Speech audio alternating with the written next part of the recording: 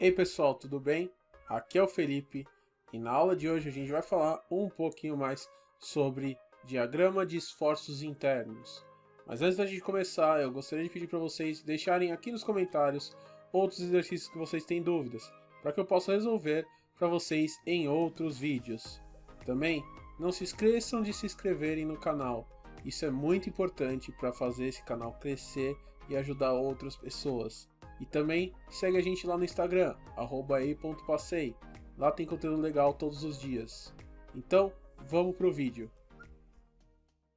Se vocês estiverem lembrados, há 2 vídeos passados eu fiz a resolução das reações de apoio deste exercício aqui, que tinha uma força distribuída em triângulo. Legal? E se vocês não viram a resolução, eu sugiro para vocês vão lá, vem o vídeo, vai estar no card aqui também. Vem o vídeo, como resolve, como a gente chega nesses valores. E agora, depois que vocês verem o vídeo lá, aí vocês voltam aqui para a gente continuar e fazer o diagrama de esforços internos. Beleza? Então não se esqueça, se não viram o vídeo, querem saber como eu cheguei nessas relações de apoio, vão lá, vem o vídeo e depois volta para esse. Apesar que a gente não vai precisar usar as relações de apoio, mas muitas vezes nos exercícios os professores pedem para calcular a relação de apoio, mesmo que você não use, tá? Nesse caso a gente não vai precisar usar, mas é importante a gente saber como que chega nelas, beleza? Então, para a gente continuar aqui e fazer os diagramas deste cara aqui, eu vou anotar os valores que a gente tem de horizontal, vertical e momento, que no caso a gente chegou à conclusão que o horizontal era 0, então eu vou apagar esse cara. O momento vertical, aliás, a força vertical, ela é 54 kN. E o momento ele é no sentido oposto, então eu vou apagar esse carinha aqui e vou pôr ele aqui, sentido horário, isso igual a 216 kN metro. Vou apagar também esse cara aqui, que foi da outra resolução. E agora uma questão muito importante. Eu tinha falado para vocês nos exercícios de relação de apoio que no momento que a gente vai fazer as relações de apoio, a gente tem que colocar um sistema de coordenadas, que eu coloquei sendo este daqui. Contudo, é bem importante isso agora. Contudo, para fazer os diagramas de momento, os diagramas de esforços internos, a gente não vai usar esta convenção aqui. A gente não vai usar ela, beleza? Outra coisa, a gente não pode concentrar as forças distribuídas. Então nada disso daqui vai valer pra gente agora. A gente tem que usar apenas o desenho original. Beleza? Para a gente fazer isso, a gente vai usar uma técnica que é utilizar o método dos cortes. A gente vai fazer cortes na nossa viga, beleza? Para a gente fazer isso, eu vou ter que apagar um pouquinho esse cara aqui. Eu vou escrever ele aqui um pouquinho menor, somatório de momentos igual a 0. Porque eu vou prolongar este cara aqui. E vou mostrar o meu diagrama de força cortante e momento fletor. Mas por que então eu não estou colocando de força normal? Sendo que eu poderia ter. Porque no nosso caso a gente só tem forças cortantes, que no momento que a nossa viga for horizontal, as forças cortantes estão na vertical. Isso não vale sempre, tá? Isso só vale porque a nossa viga ela só tem comprimento em X. Não tem nada em Y, só forças. Ok? Então, nesse caso, a gente só tem forças cortantes, forças que tentam cortar a viga, certo? Se chamam cortantes porque elas tentam cortar a viga. E momento fletor. Então, o diagrama de força normal não importa pra gente no momento, tá? Outra coisa, o diagrama de força cortante, ele é colocado negativo embaixo, positivo em cima. O diagrama de momento fletor, ele é colocado ao contrário, positivo embaixo e negativo em cima. Isso ocorre porque na maioria das vezes os momentos que acontecem nas vigas são negativos. Então por isso eles acharam melhor fazer isso sendo negativo em cima e positivo embaixo. Beleza? Esta convenção pode ser alterada de acordo com a faculdade. Tem faculdades que fazem o estilo normal, digamos assim, entre aspas, que é positivo em cima e negativo embaixo, para o momento. Tá bom? Outra questão importante para a gente: determinar quantos cortes a gente vai ter. Na nossa viga, a gente sempre vai ter que ter um corte a cada força que a gente tiver ou dentro de uma força distribuída. No caso, a gente tem uma força distribuída de 18, portanto, a gente vai ter um corte C1 dentro dela. E entre o final do 18 e as reações de apoio, eu vou ter outro corte, porque está entre duas forças. Normalmente, os professores dão a quantidade de distâncias que eu tenho, no caso aqui os 6 metros é uma distância e o 2 metros é outra, a quantidade de distâncias é igual à quantidade de cortes que a gente tem que fazer. Portanto, se eu tenho C1 e C2 dentro, se eu tenho duas distâncias, eu tenho dois cortes, C1 e C2. Em 99,99% dos casos isso funciona. Um ou outro professor gosta de ser sacana e põe mais distâncias do que precisa. Nunca vai ser menos, tá? Mas, em geral, a gente pode dizer que se tiver duas cotas diferentes, tem dois cortes. Se tiver três cotas, três cortes. Beleza? Legal. Então, como eu disse logo no início, a gente precisa ter uma convenção, mas não é a mesma que a gente tem aqui. A convenção que a gente vai fazer é a seguinte: toda força normal que está saindo da nossa peça vai ser positiva. Toda força cortante que estiver no sentido horário da nossa peça vai ser positiva. E todo momento que estiver para cima vai ser positivo. Então, na realidade, o que a gente tem é momento positivo para cima, força cortante positiva para cima no lado esquerdo, para baixo no lado direito e normal saindo. Isso daqui é muito importante para a gente fazer os cortes. Quando a gente fizer os cortes, a gente tem que avaliar qual dos dois lados a gente vai escolher para fazer as contas. Como aqui a gente tem um triângulo, o triângulo tem um caso especial. Sempre o lado que você vai escolher para fazer é o do bico do triângulo. Ou seja, no bico do triângulo você vai ignorar a outra parte. Ou seja, você vai ignorar tudo que está para a direita do triângulo. Por que isso? Porque se você fizer isso, a fórmula que você vai ter que usar já vai estar pronta. Porque no bico do triângulo, ou seja, se você estiver olhando somente para a ponta dele, aqui, a força cortante dessa força distribuída, que eu vou chamar de Q, a força cortante dela vai ser QX² sobre 2 vezes L. Lembrando que L é o comprimento do meu triângulo, tá? Dentro do meu corte. No caso, dentro do corte ele tem 6 metros.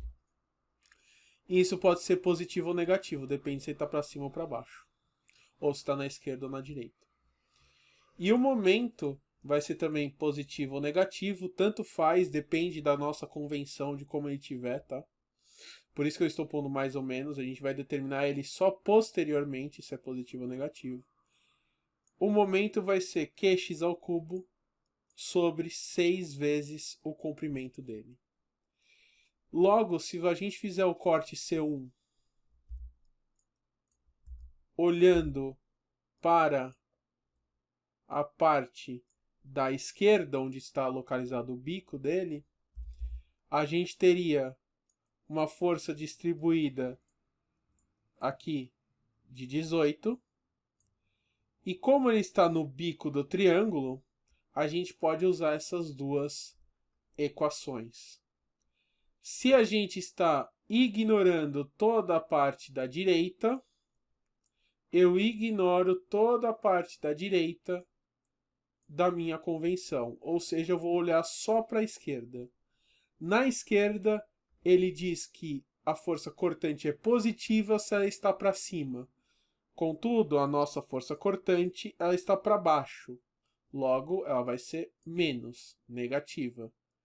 E ela vai ser o valor de 18, que é o valor de Q, x ao quadrado, dividido por 2 vezes 6.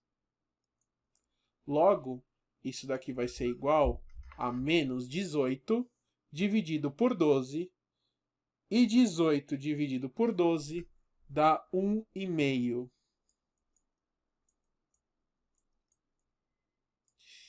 Para a gente resolver isso daqui, vejam que isso é uma equação. Para a gente resolver essa equação, a gente precisa colocar no mínimo 2 pontos. Teoricamente, a gente precisaria de 3 para fazer uma equação de segundo grau. Contudo, a gente só está querendo ver o comportamento dela, então 2 pontos são suficientes. Os pontos que a gente vai fazer é sempre no início do corte, que no caso é 0, e no final do corte, que no caso é 6 metros. Então, para x igual a 0, a gente vai ter que a força cortante vai ser igual a 0. Para x igual a 6 metros, a força cortante vai ser igual a 54 kN. Negativo. Beleza? Bom, para a gente continuar, a gente tem que fazer o momento. O momento, a gente sabe que ele é positivo para cima. Como ele é positivo para cima, e esta força está para baixo, então o momento que ela provoca é para baixo também. Ok?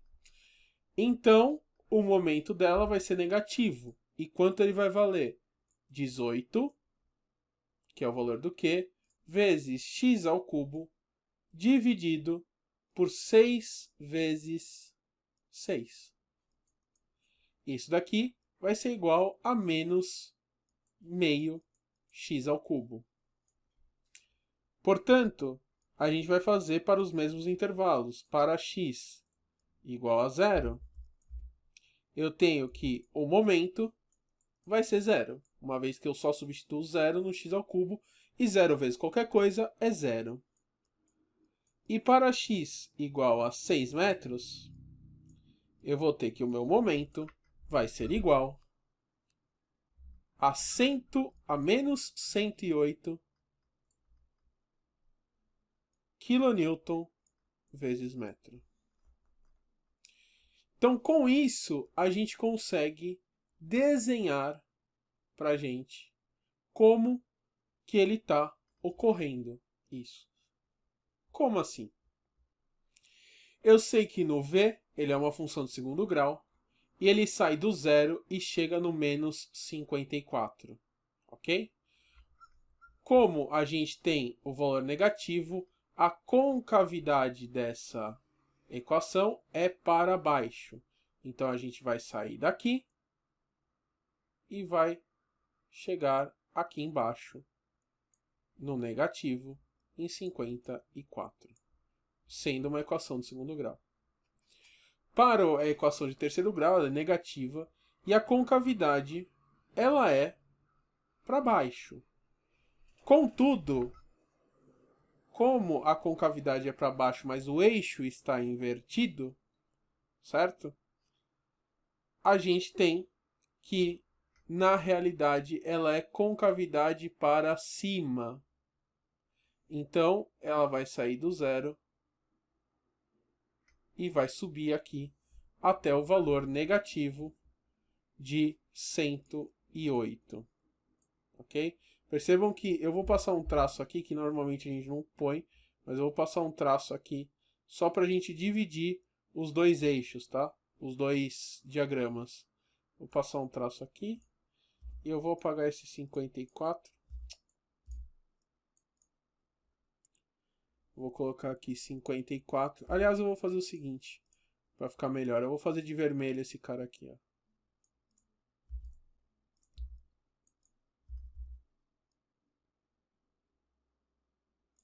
Negativo. E aqui é 54, o ponto que ele chega. Uma questão que é boa prática a gente colocar é escrever que isso daqui é de terceiro grau, tá?